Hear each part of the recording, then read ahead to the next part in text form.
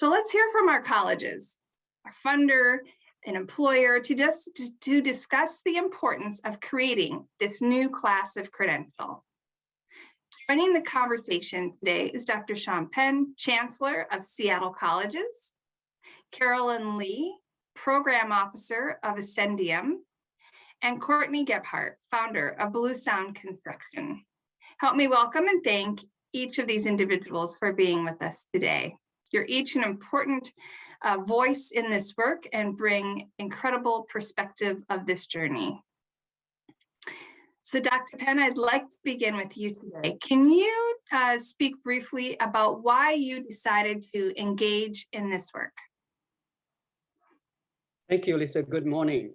The pandemic hit United States so impactfully.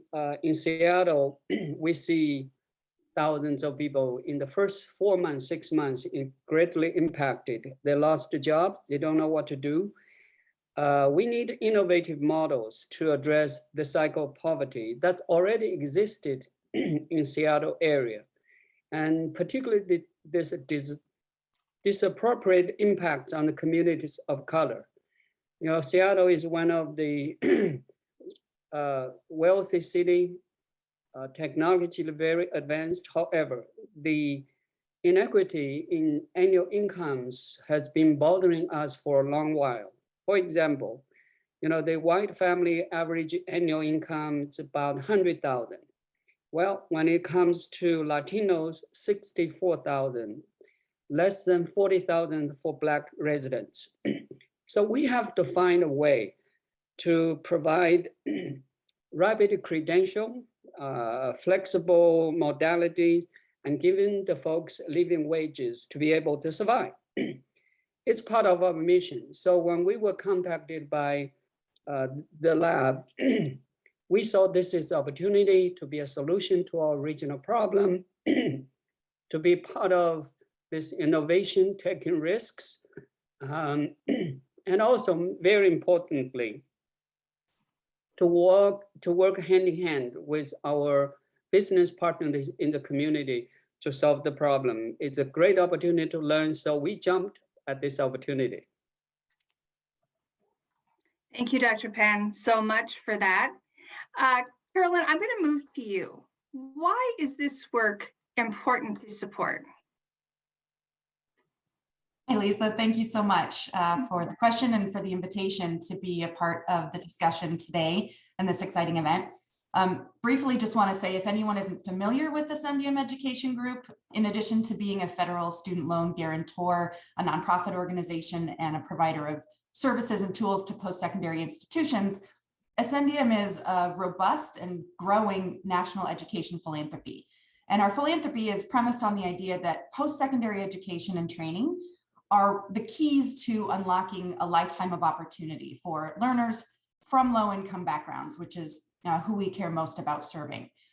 I lead one of our 4 grant-making portfolios under that mission, which is focused on streamlining transitions along the post-secondary journey, including diverse and alternative pathways into the post-secondary space, moving between and among education and training providers, and the transition into the workforce. I'm particularly concerned with ensuring that socioeconomic status is no longer a predictor of educational and career trajectory. And I hope that the grant making that I contribute to at Ascendium leads to a couple of key outcomes, including that learners from low income and other marginalized backgrounds are not tracked into low opportunity education and occupational pathways or dead ends, and that any new, flexible, rapid, responsive credential and training opportunities that are developed to meet the needs of diverse learners are meaningful and valuable and reliable options for family sustaining futures. So ensuring that that reality comes to be means that we invest in projects like the Community College Growth Engine Fund, because it is focused on industry validated credentials, community college leadership, and data infrastructure, importantly, to really ensure that outcomes for marginalized learners and workers are clearly understood And it really helps to provide those, as you said, affordable, flexible pathways to both additional education and realistic career opportunities. And then specifically within the Streamlining Transitions portfolio, the fund aligns closely with our interest to spur innovation in what some may call non-traditional pathways into socioeconomic mobility, but still grounded in post-secondary education and training as the lever of change, while providing the runway for colleges and employers to collaborate in real time in order to meet the urgent needs of today's learners and communities. Excellent. Thank you, Carolyn. We're going to come back to you. I'm going to move on to Courtney. So Courtney, you're an employer. Talk to us about how is the micro pathway important to your business's success and helping those individuals get into great occupations and great careers? Yeah, so I come from residential construction. My husband and I have a small remodeling firm. We have 18 employees. We've struggled for 10 years to find people who actually have the skills that we need to do our work. And simultaneously, a lot of people come to the trades because it is a very fast on-ramp to good wages and doesn't require a lot of education to enter.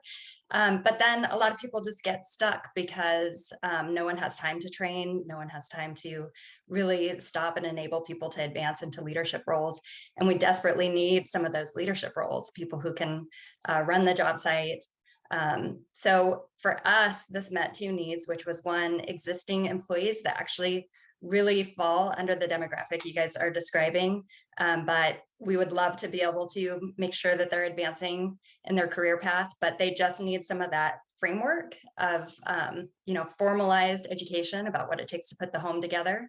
And then secondly, to open the gateway, I think, construction, you really can advance very far, but it does require some fundamental knowledge about how a building goes together. And so developing this residential construction pathway provides a format where people could advance, all the way to business ownership or to project management, but really instills kind of that foundational skills needed to be able to do that.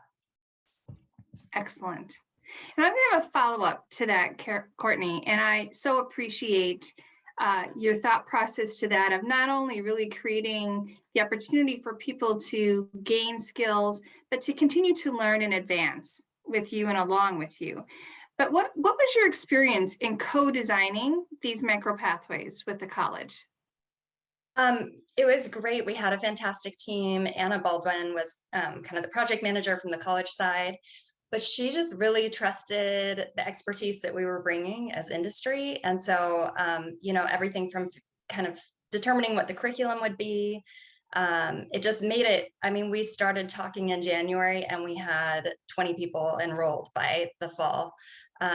So just having that cooperation of really being open to new ideas, it's just blown our wildest dreams of being able to create something like this very quickly. And for employers, we had a very successful job fair. I think it kind of came at a pivotal time. So having that willingness to just really listen to industry and go with it was pretty impressive. Awesome. Thank you, Courtney. So Dr. Penn, can you talk a little bit about how this has impacted this work of the pathways and with your employer partners and around your learners in this co-design effort? What are some of the impacts it's had on your learners and the college itself? Well, Courtney's testimony really says a great deal. We see the micro pathway as a highly visible example of innovative, what I say, equity-driven practices for our institution.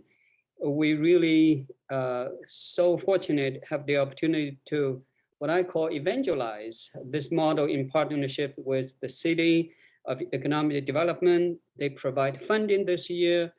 Community-based organizations, Seattle Jobs Initiative, Seattle Housing Authority, they have been instrumental.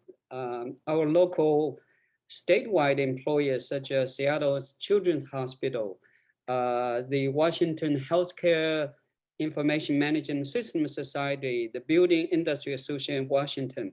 You see the broad spectrum industry see us working with them hand in hand to find a solution and tap into incumbent workers, provide scholarships. The impact has been just so tremendous, not only for the students, it's for us to be a solution to the worker shortage, but also really helping people to see there's a hope. It cannot be just despair in this pandemic.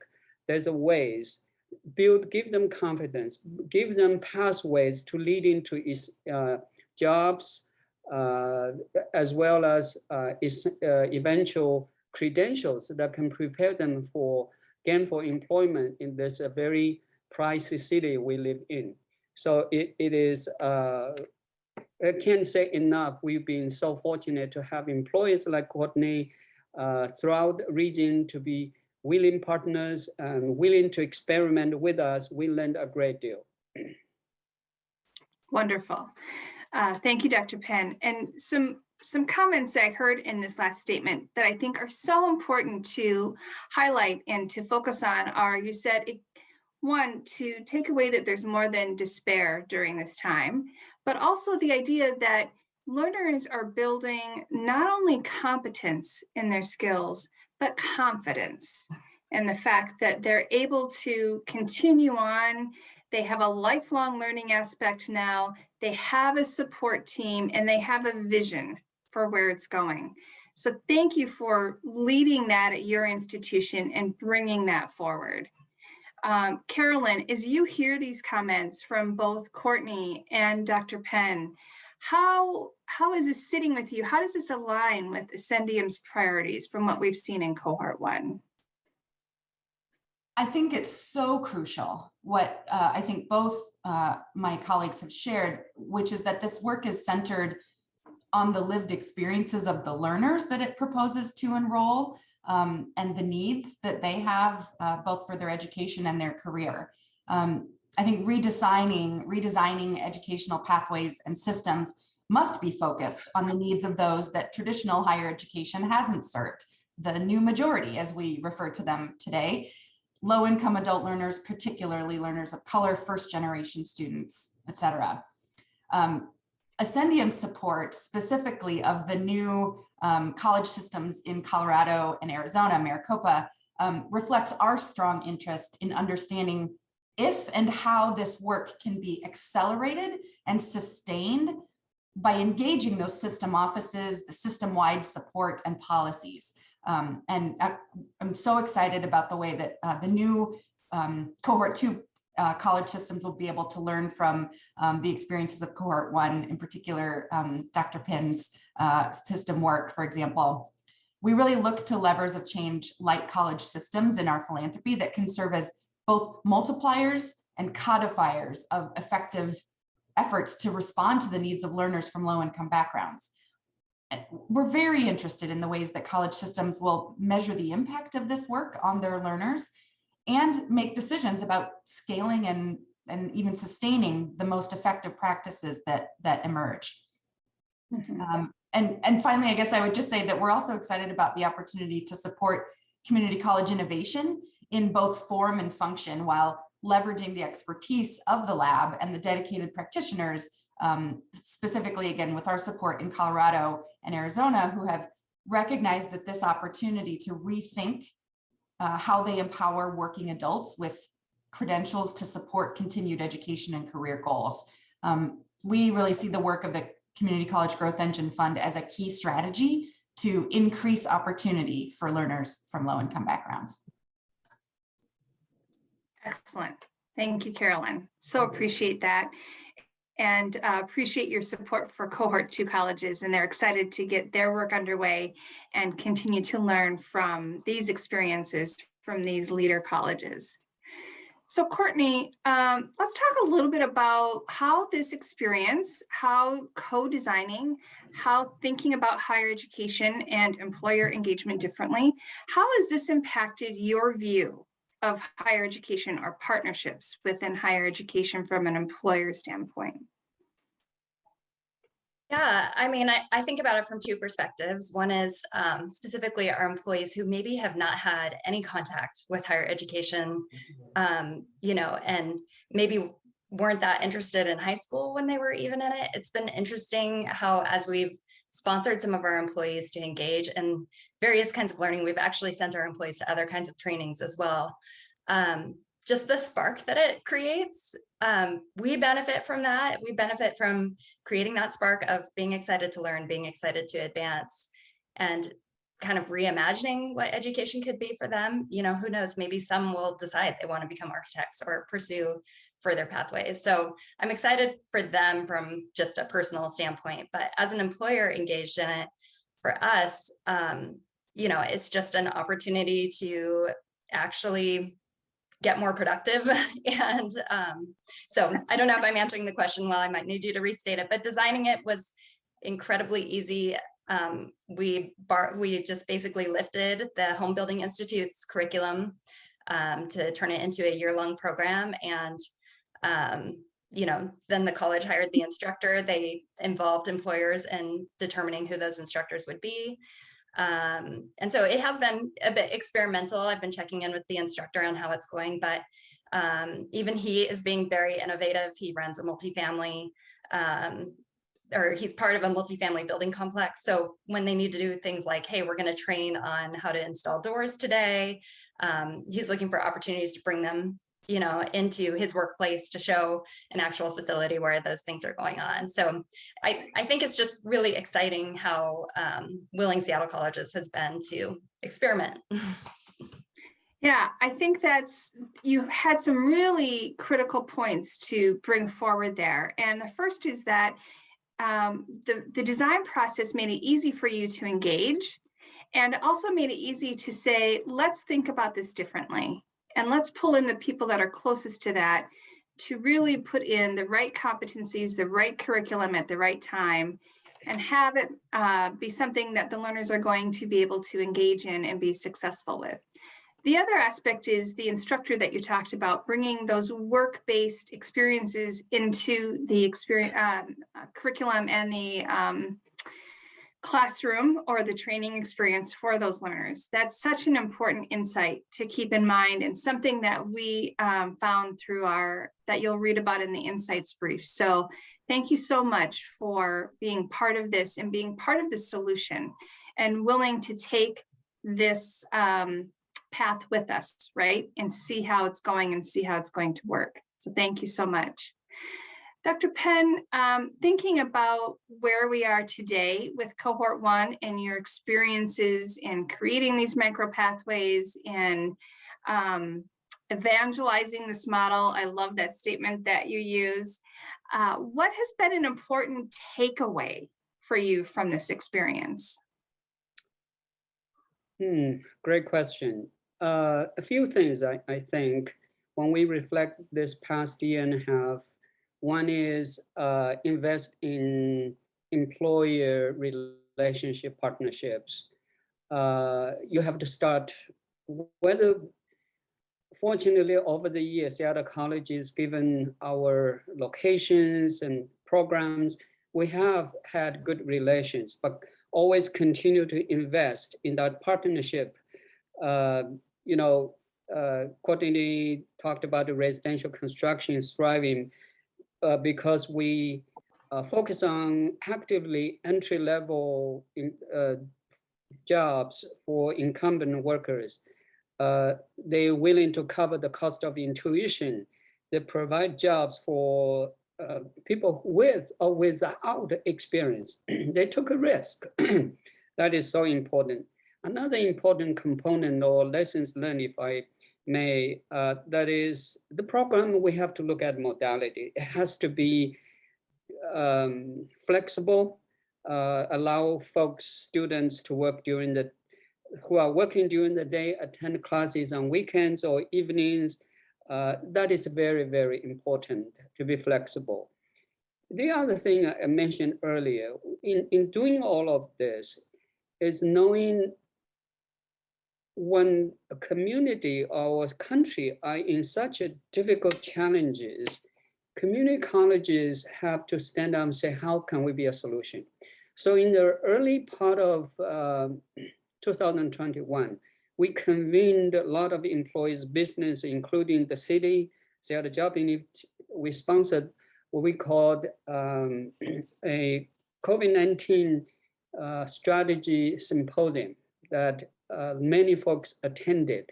We laid out actually the challenges, a blueprint, industry by industry for these in order to help these people who are affected by COVID-19. What can business and Seattle College working together? So again, being flexible, building partnership, invest in them, be honest, be candid, and I think it's something we've learned along the way. Wonderful. And thank you for mentioning that support beyond, say, the engaging and understanding what the program design would look like would be the support aspect, whether it's tuition support, hiring them and investing in them as they're going through this training. So that's wonderful. Courtney, just a follow-up question. As an employer, what do you think was your biggest barrier that had to be overcome before you were willing to engage in this type of program? Honestly, I didn't have any barriers really. I mean, we've been searching for something like this. I ended up being invited to that economic growth symposium because I had been hunting around at their Wood Tech Center for 2 years, kind of saying, hey, we have employees who they cannot take 5 quarters off to pursue education during the day. We absolutely love hiring the Wood Tech graduates that do, but you know, there's only so many graduates that can come out of that program. And many of our employees have been with us, you know, putting in their time for 5-10 years.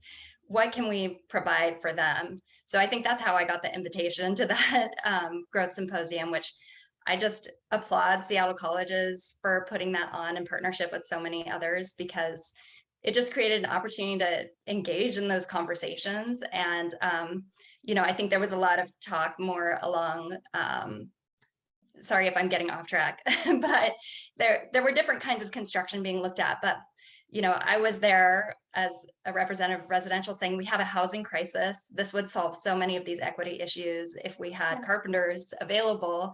I see this gap, you know, and so it's that listening that brought the parties together. And then for us, what was so helpful bringing in BIAW was talking about, you know, if we cover tuition, what if someone just immediately left, you know, as soon as we've paid for this programming? And so they designed it where it's a loan that then the student is working down, and it's really just a 12-month kind of quasi contract. But for the employer, it guarantees that if I invest in this training, you're going to stay with me for a year to get that return on investment. But you know, obviously people can choose to cover the tuition themselves, but this made it a win-win for the employer and for the employee.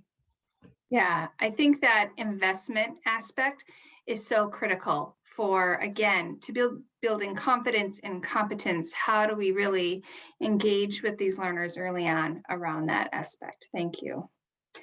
So Carolyn, any thoughts as you've heard these comments today from Ascendium's viewpoint and from really what your priorities are of reaching out to those that have been underinvested in and thinking about building the competence and quality and the confidence that they have through these types of experiences?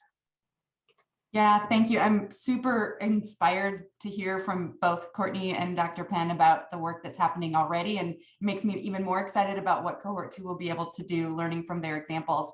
I will say just a couple of things that have resonated and that I'm most excited about. One is the evangelism, helping to ensure that this movement, as we referred to it earlier, isn't exclusive, but is inclusive and is really able to grow beyond even 2 cohorts in the future. And in order to do that, of course, I think another thing I'm really keen, and I know everyone here is keen on as well, is the impact and outcomes measurement to really in the coming year and years be able to see the data on the impact that this has on learners, on colleges, on employers. And I'm excited in particular about some good groundwork that I know has been laid in Maricopa around data sharing and data measurement. And then also finally, just excited to call out the participation in Colorado with their community college system as well. Excited that there's a number of rural institutions involved in Colorado, which is a particular area of interest for Ascendium, being able to support rural education and workforce training. So really thrilled that there are a number of colleges participating that are rural serving and serving rural learners. Excellent. Thanks, Carolyn. So I'm going to switch back to just the last question for both Courtney and Dr. Penn. Dr. Penn, what advice would you give to Cohort 2 colleges as they start this work? Well, we are still obviously in the early stages of the pathways. We see great hopes. We learned a whole lot for the next cohort.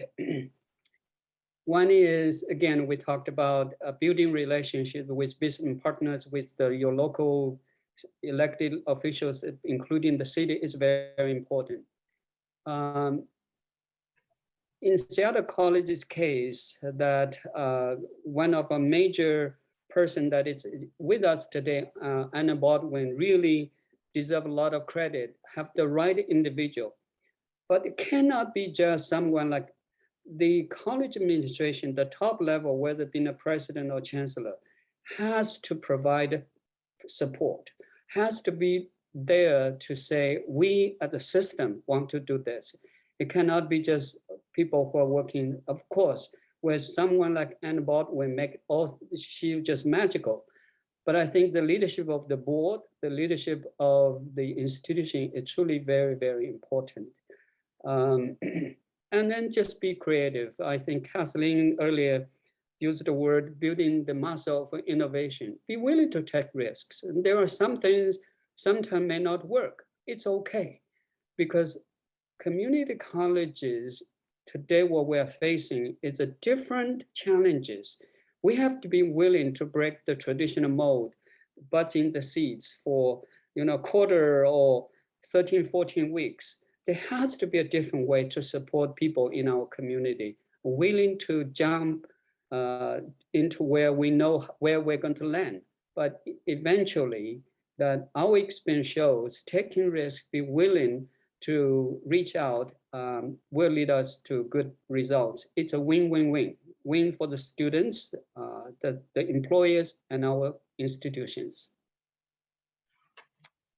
Thank you, Dr. Penn. That is really, truly such important words that you share around building a college, their flexibility, their agility, their ability to be successful in the future, and truly around this transformative effort that's going on to be responsive to the ever-changing needs of the workforce, our environment, the conditions that we're all going through. You've really provided us this framework to be able to move ahead, take those risks and try some things. Thank you so much for your leadership and in this work and at your institution. It means so very much. Courtney, is there any advice you'd provide as we engage employers in Cohort 2? I think I've touched on this, but the fact that these courses could be offered at night, and the fact that the college was willing to take that risk, I really am excited if community colleges can see themselves as the conduit between these upcoming workers who can then connect with the real world jobs that are out there. I think higher education has often seemed kind of outside the loop to those of us who are out there, in the hard scrabble life of small business. And honestly, there's just so much opportunity in small business. And, I think being able to see what are these ways that we can shift to accommodate what the real world working environment, learning environment is for people that need connection to jobs. Well said, Courtney, well said. Thank you. And thank you for your work as a small business owner in the region and taking your own risk and stepping in to higher ed and helping go through those transformation processes. We wish you the very best as you continue on in this work. Please help me in thanking our panel for their time today, their sharing their experiences and their feedback to this work and how critical this work is. Thank you, Dr. Penn. Thank you, Courtney. Thank you, Carolyn, so much. All right, it's time for another question. What obstacles might be in the way of designing micropathways? Share your thoughts in our chat or on Twitter at #micropathways. I now want to introduce Bill Hughes. Bill recently joined Education Design Lab as our incoming president. He'll be taking on the role fully later this fall.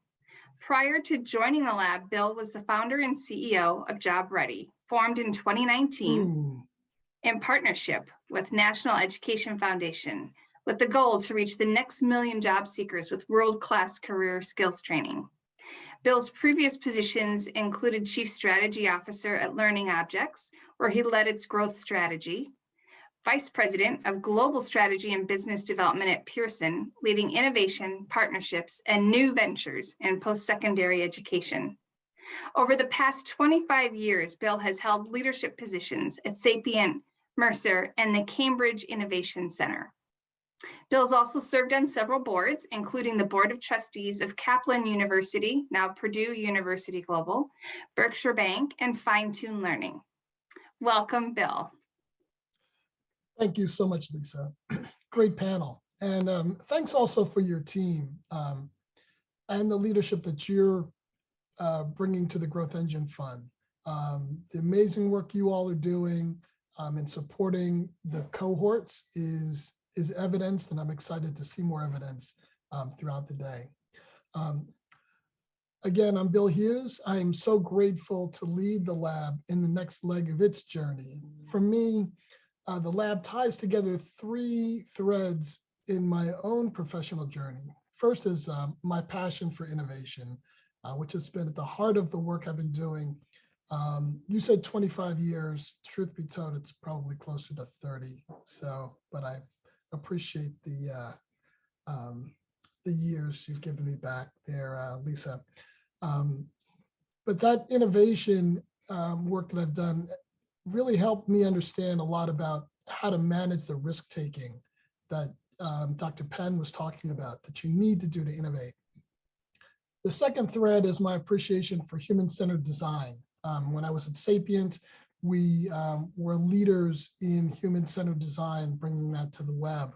And I got a chance there to see its ability to yield transformative solutions. And those are the kind of solutions we need today.